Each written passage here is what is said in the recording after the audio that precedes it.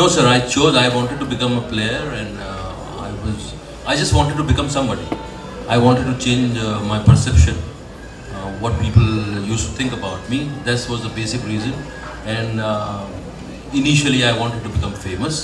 So whatever it means, a player.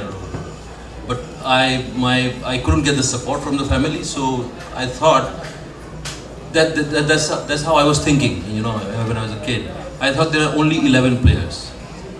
So there's a limitation. Cricket. So then I thought actor तो बहुत हो सकते हैं. So इसमें कोई limit है ही नहीं. And you have to work on yourself. कोई आपको select करने वाला नहीं है. आपका talent can become your weapon. So that's how I chose. And that's why I went to a drama school to learn the craft and then come to Bombay. ये एक तो मेरे फेवरेट राइटर की किताब है, विकास स्वरूप साहब की. हमारा कनेक्शन पुराना है, एक बड़ी सक्सेस स्टोरी है हमारे कनेक्शन में. और ये किताब एक लड़की की जर्नी है जो अपने आप को डिस्कवर करती है. लेकिन वो कई बार क्या होता है ना, कुछ राइटर्स के लिए प्लॉट सबसे ज़्यादा इम्पॉर्टेंट होता है, और कुछ राइटर्स के लिए प्लॉट जो है वो इसे माध्यम होता है बाकी दूसरी चीज़ें एक्सप्लोर करने का.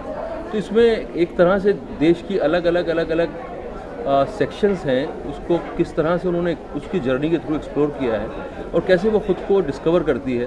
और क्योंकि इनका हमेशा प्रमाइश जो है बड़ा ड्रामेटिक होता है, बड़ा इंटरेस्टिंग होता है, तो मुझे बहुत एंगेजिंग लगती है. मैं काफ़ी कोशिश की. आई थिंक मैं राइटर बन नहीं सकता, क्योंकि मैं जब भी अपने विचारों को शब्दों में डालने की कोशिश करता हूँ, वो फिर वो विचार नहीं रहते, वो कुछ और बन जाता है और मुझे बहुत बोरिंग लगता है. हालांकि मेरे अभी गुरु थे, उनसे मैं यही बात बता रहा था, तो वो कह रहे थे कि आप बेफिक्र रहो, हर राइटर को अपनी राइटिंग जो है इतनी ही ख़राब लगती है, आप सिर्फ लिखते रहो.